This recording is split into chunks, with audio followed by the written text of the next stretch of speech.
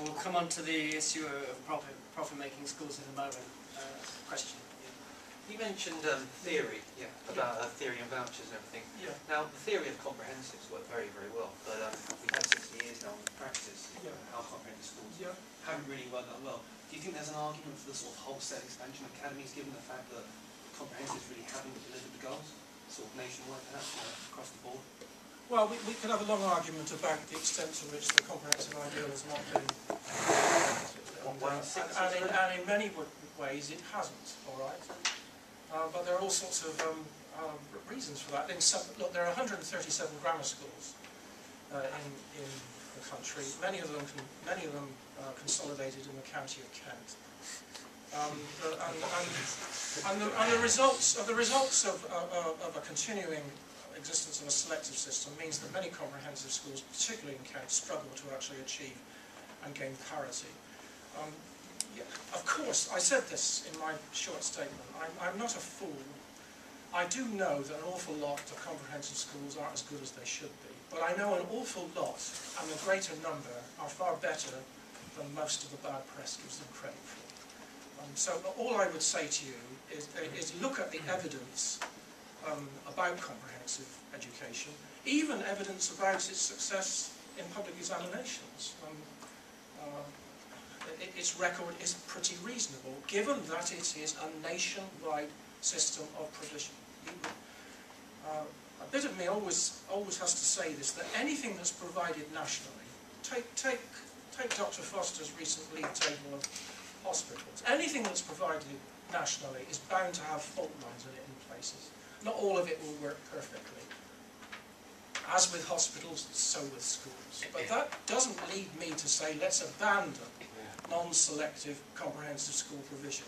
I think we should just simply get better at providing it.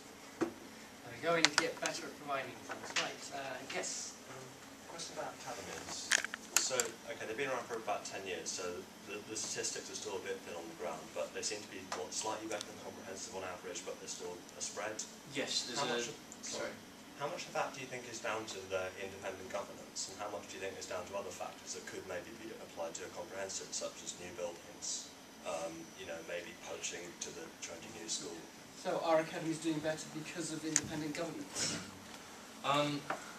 It's a very difficult question to answer, and there's a lot of work being done with it, but as I understand it, academies are on par or above taken as a whole, but there is a spread in there.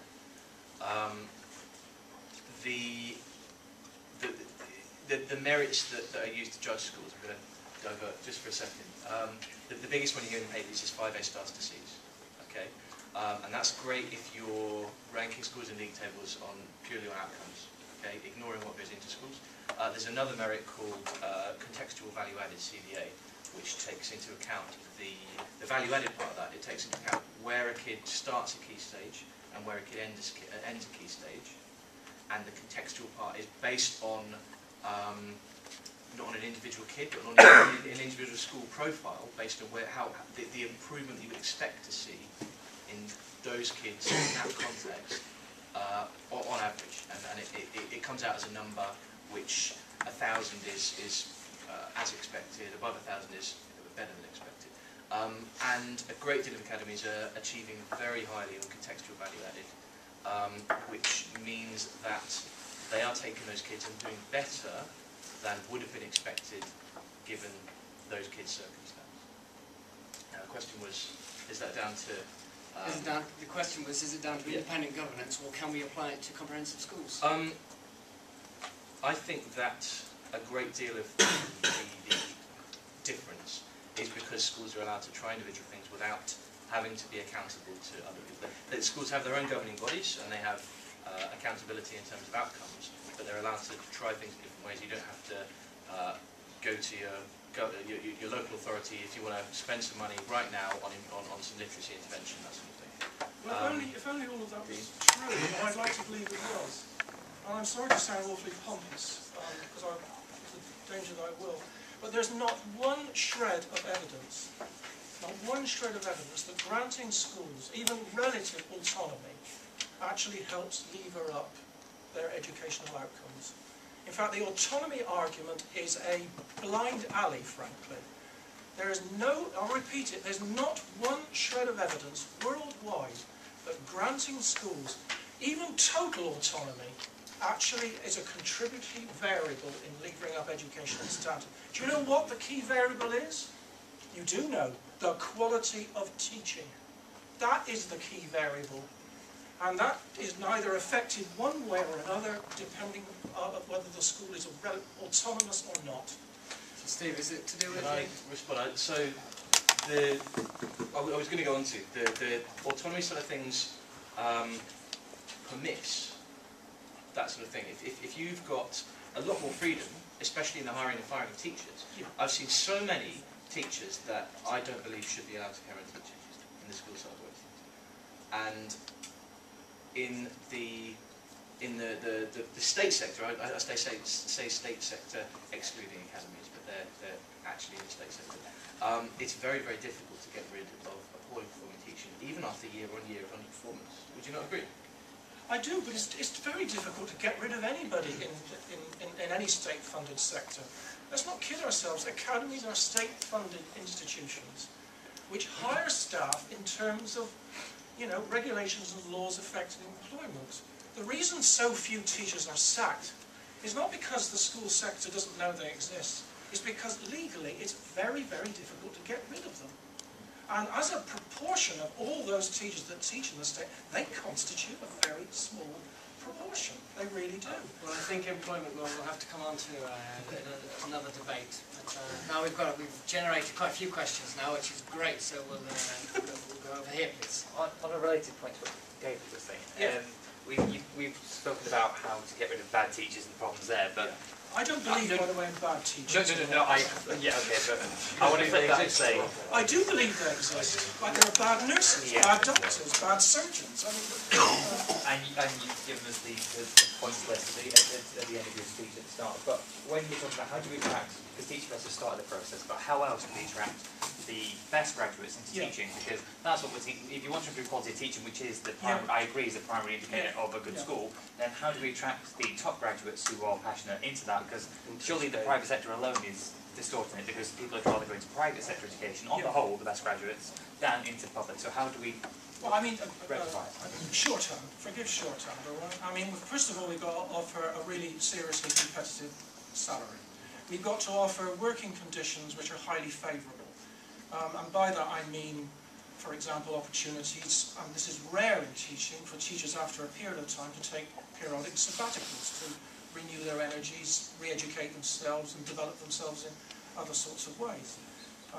We should allow people to leave teaching, moreover.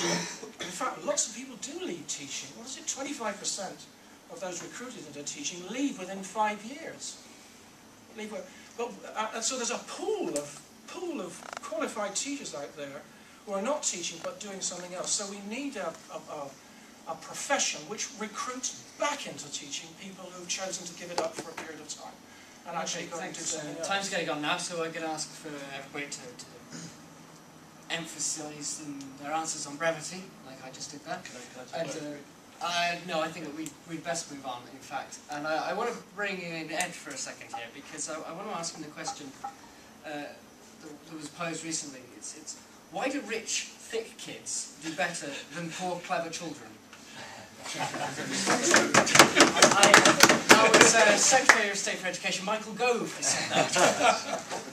I think, irrespective of the debate, I don't think rich, thick kids do better than clever paupers. The Secretary of State seems to think they do. Well, I have something different with that. I'm not.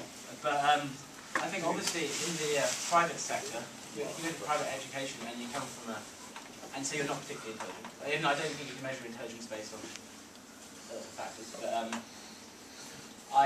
obviously with private schools, like the grammar school example, you're trying to get the most out of you. There's that pastoral catch trying to get the most out of you if you've got the money in your background. Whereas unfortunately, if you haven't got the money, and which is fortunate, but this is life is unfair.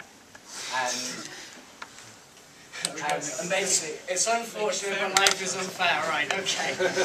I'll take a question. Let me think.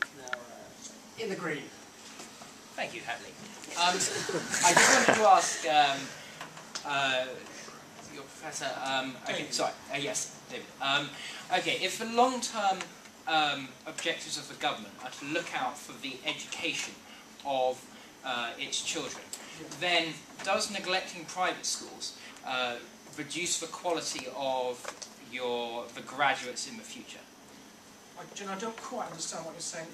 What do you mean by neglecting Okay, so private schools? What do you mean? if we work on the assumption that private schools offer a higher level of education than state schools, then does going to a model of education where we just have state schools mean that we're not able to educate our children to the highest possible level? And if so, is this affecting the future potential of our country? Well, the answer is no, all right, but let me elaborate. I think it's no, or is it yes? Still not quite fully engaged with the nature of your question, but don't repeat it. I think I've got the whole point. Look, it's important to avoid generalisations in an important debate about education, although it's a form of general provision. And one generalisation we need immediately to disabuse ourselves of is the idea that private education, by definition, is a good education. As I said, only 7% of families send their children, can afford to send their children to private schools. But among the private schools which exist across the country, there's an enormous variability in quality. If you ask most people in the street to identify a private school, they'll identify about 1 of 6, which will include Eton, Rugby and a couple of others. But there are a host of other private schools which are, at best, quite good, many of them mediocre. The assumption that if you buy it, it must be by definition good is fallacious. It is fallacious. What that means is that, so when people say to me, oh David, does that mean you don't mind the continuing existence of private schools? In a way I don't.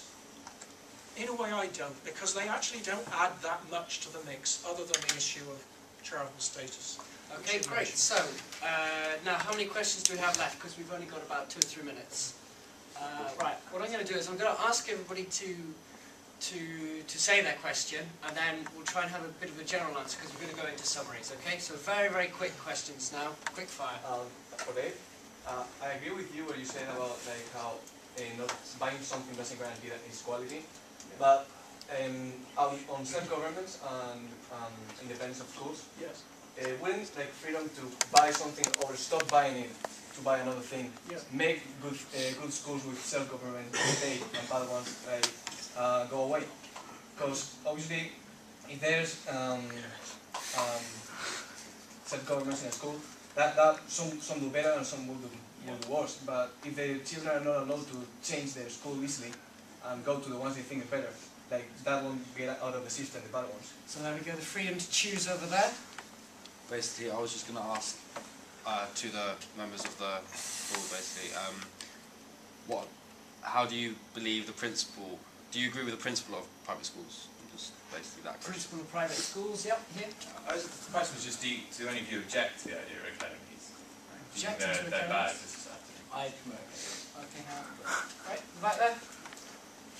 In the jacket, sorry. Oh, hi. Does egalitarian education system naturally help the most academically capable and the students that most need help? Right, okay, so what I think it's time, unless there's any one more pressing question, yeah.